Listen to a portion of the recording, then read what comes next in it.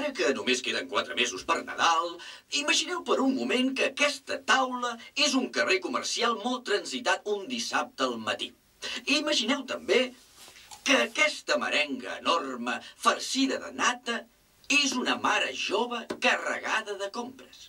I posem que aquest tomàquet passat i tou és una neneta petita que encara no sap com és de perillós aquest món nou i emocionant.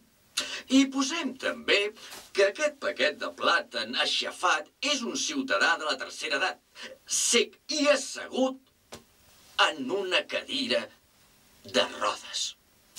I aquest bat de cricket amb un maó enganxat és el seu cotxe.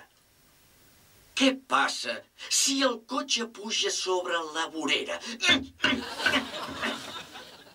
Pensi, conscienciïs, no circuli per sobre la vorera.